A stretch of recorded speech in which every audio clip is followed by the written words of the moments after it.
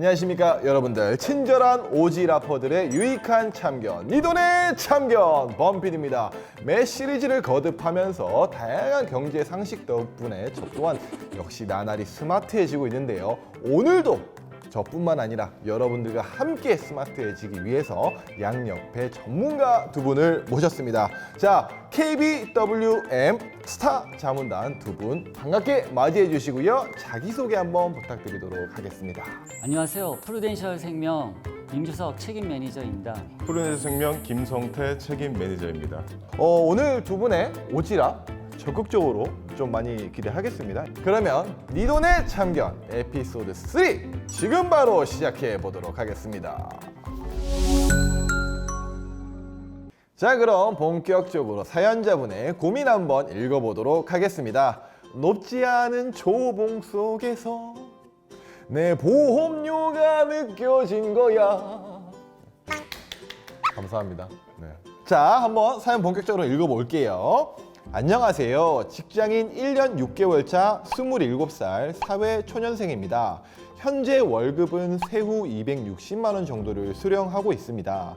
직장에서 어느 정도 자리 잡고 나니 부모님께서 납입해 주시고 있던 제 보험료를 직접 내라고 하시더라고요. 실비보험을 포함한 건강보험으로 15만 3천 원, 그리고 연금보험 20만 원씩 총 35만 3천 원이 나가고 있습니다. 사실 아직 급여가 높지 않다 보니 너무 부담이 되는 상황입니다. 주위에서 무조건 연금보험은 해지하려고 하는 사람도 있고요. 이 정도는 기본이다 라는 사람들도 있는데 제 월급의 적절한 보험료의 기준은 어떻게 잡아야 할까요? 사실 이 정도만 들어서는 저희가 구체적인 사연을 잘 모르기 때문에 사연자분의 정보를 받아보았습니다.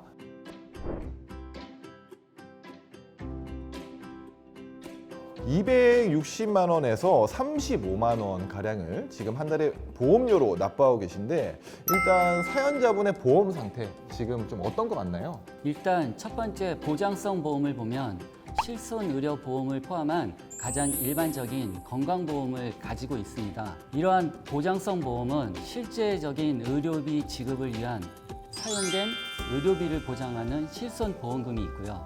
질병 진단에 대한 진단비에 대한 보험금이 있습니다. 해당 질병에 대해서 소득이 없거나 줄어드는 데 대한 불편함을 보상하는 그런 의미가 있습니다. 말씀하신 걸 들어보니까 지금 실손 의료 보험은 치료비라고 보면 될 것 같고, 진단비는 이제 우리가 아파서 일을 못하거나 그랬을 때 나오는 그 기간에 대한 적절한 보상이라고 봐도 되는 거겠네요, 그러면? 네, 그렇습니다. 2021년 7월 1일부로 실손보험에 대해 4세대 보험으로 개정이 되었습니다. 4세대 실손보험은 기존 실손보험에 대해서 보험금 청구가 많을수록 보험료가 증가하는 그런 구조를 가지고 있습니다. 사연자분께서는 2016년도 실손보험을 가지고 있는데요. 이것은 2세대 실손보험으로 실손보험이 점차적으로 자기분담금이나 갱신 주기가 소비자한테 불리하게 지급이 되다 보니까 부모님 덕분에 좋은 보험을 갖고 계신 겁니다.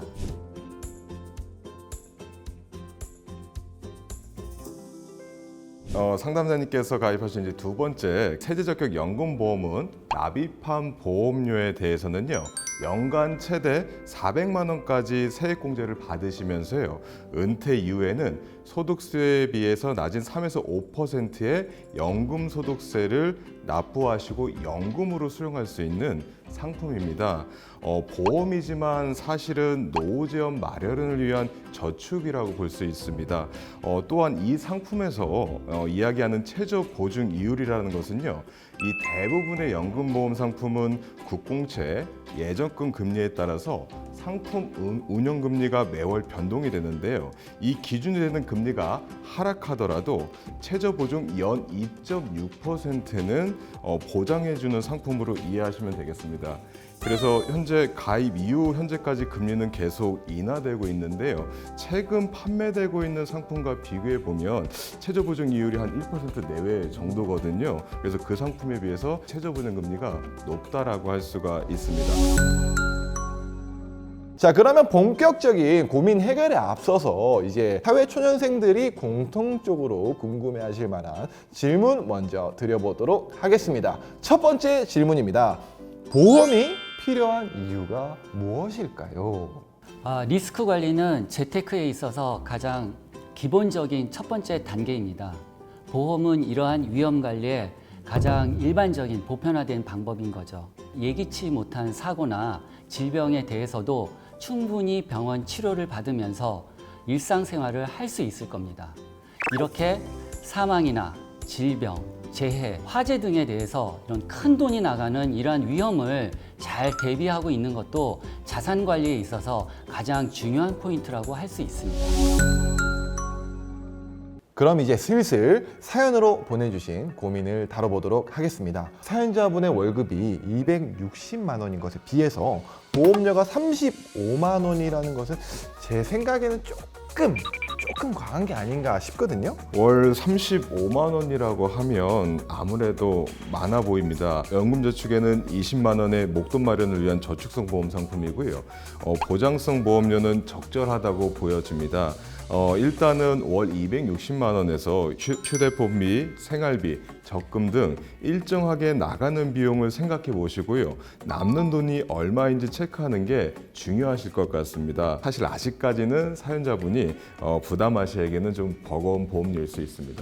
현재 가입하신 보험 중에서 보장성 보험은 가지고 가시는 게 맞다고 봅니다. 연금저축도 지금 현재 납입을 5년 동안 하고 계셔서 중도 해지하시면 손해가 크시거든요. 이거는 없어지는 돈이 아니고 저축이라고 생각하셔서 나중에 연금 받을 때까지 쭉 가입하고 계시는 것이 좋을 것 같습니다. 그러면 지금 사연자분이 가입하고 계신 보험 말고 이런 보험은 정말 괜찮다, 찐 보험이다 하는 거 혹시 추천해 주실 만한 보험 하나씩 있으실까요? 보장성 보험의 대표적인 상품은 종신보험입니다. 종신보험은 평생 동안 사망보험금이 보장이 돼서 지급이 됩니다. 즉 언젠가는 보험금을 지급받는 보험 상품입니다. 여기에 의료보장 특약을 더하면 중대질환 진단비와 병원비 또한 추가적으로 보장을 받을 수 있기 때문에 활용 부분이 되게 높습니다. 좀 세제 비적격 연금보험 상품에도 좀 관심을 가실 필요가 있습니다. 납입한 보험료에 대한 세액공제 혜택은 없지만요. 납입보험료의 크기, 납입 기간 등의 일정 조건을 충족하게 되면 연금 수령 시점에서 비과세로 연금을 수령할 수 있는 상품입니다. 또한 세제적격 연금보험은 연금 이외의 목적에는 기타 소득세 부과 등으로 활용이 어려운 반면에요. 이 세제적격 연금보험의 경우는 추가적인 세금 없이 중장기 목적 자금으로도 활용할 수 있는 장점이 있습니다. 정말 보험 종류가 너무 많아가지고 이게 본인의 경우의 수에 맞는 보험을 찾는 게 정말 중요한 것 같습니다. 월마다 빠져나가는 보험료, 월급의 몇 퍼센트 가이드로 잡아야 좋을까요? 라는 질문이 또 있습니다. 실비나 암, 뇌혈관, 심장질환 같은 보장성 보험은 월급의 일반적으로 5에서 10%가 적정하다고 얘기되어집니다. 가족력이 있거나 몸 상태가 어떠냐에 따라서 거기에 맞게 보장 수준이나 범위 등을 고려해야 합니다. 그리고 노후지원 마련을 위한 연금 상품의 경우는요, 개인적으로 목표로 하는 노후 생활비의 크기에 따라서 다르기 때문에 일괄적으로 몇 퍼센트가 적정하다라고 이야기하기는 참 어려울 것 같습니다. 다만 최소 이제 10년 이상 꾸준히 이제 적립을 해 나가는 상품이기 때문에요. 좀 보수적으로 접근하는 것이 필요할 것으로 판단됩니다. 그래서 참고적으로요. 현재 목표로 하는 구체적인 은퇴 자금이 없는 경우는요. 월 급여의 한 10% 정도는 노후제원 마련의 상품에 가입하실 것을 추천드립니다. 사회생활 초반부터 노후제원 마련을 시작하지 않으면요, 향후 소비 지출 증가로 새로운 저축을 하기에는 매우 어렵기 때문에 그렇습니다.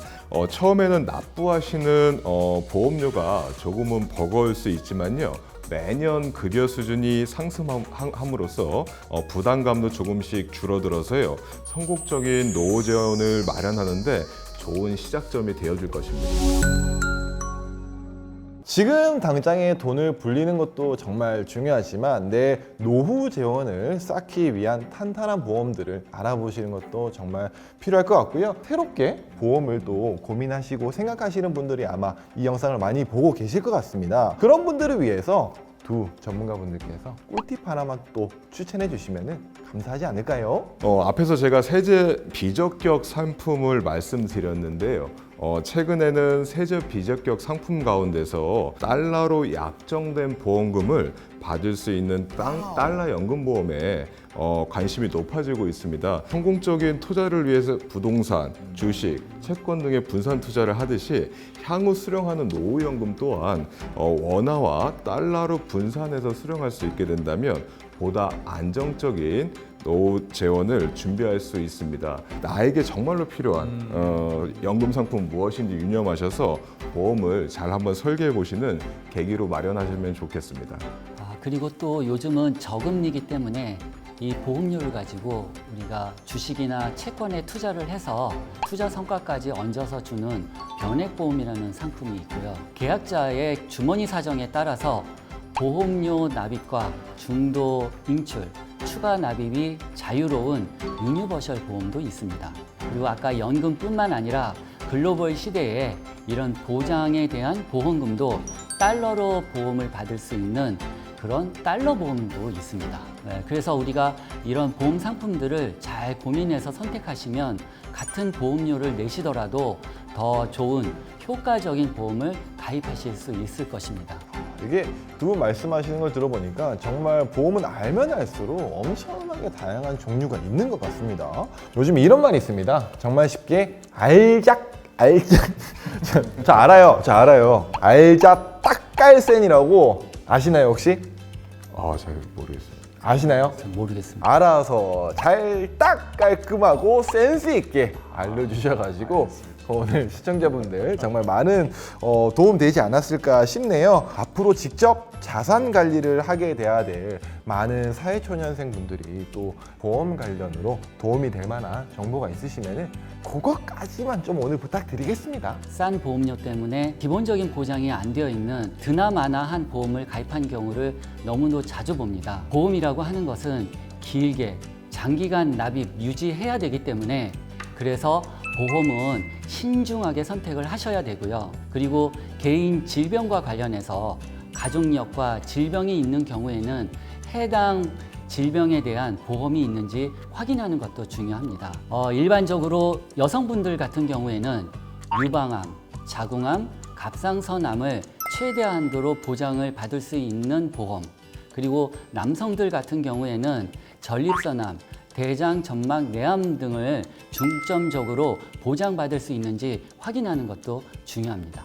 보험의 진정한 의미는요, 잘 일어나지는 않지만 만약에 일어나게 되면 치명적인 위험을 대비하기 위해서 가입하는 것입니다. 질병, 상해, 건강 등을 보장하는 보험 상품도 필요하지만요, 치명적인 위험, 가장의 부재를 대비한 종신보험과 정기보험 등의 사망보장 상품을 우선시 되어야 합니다. 나의 위험의 우선순위는 무엇인지를 알고 보험 상품에 좀 효과적으로, 효율적으로 잘 가입하시면 좋겠습니다. 오늘 영상 보시는 많은 시청자분들, 사회초년생분들도 진짜 나에게 필요한 게 무엇인지 먼저 고민하셔가지고 본인들에게 필요한 보험 상품부터 우선적으로 가입하시면 정말 큰 도움 될 것 같습니다. 네, 오늘은 조금 어렵지만 알면 알수록 또 은근히 재미있는 보험에 대해서 한번 두 스타 자문단 분들과 함께 알아봤는데요. 우리 모두 한치 앞을 볼 수 없는 까마득한 미래에 대한 최소한의 보장, 바로 보험 아니겠습니까? 이번 기회에 여러분들도 본인에게 맞는 적합한 보험 공부 잘 하셔가지고 꼼꼼히 좋은 보험 잘 준비하셨으면 좋겠습니다. 우리의 자산을 심층적으로 관리해주는 친절한 오지라퍼들의 유익한 참견, 네 돈의 참견. 다음번에도 유익하고 친절한 참견으로 돌아올 수 있도록 할 테니까 영상 재밌게 보셨다면 구독과 좋아요. 댓글 부탁해요. 부탁드립니다. 안녕.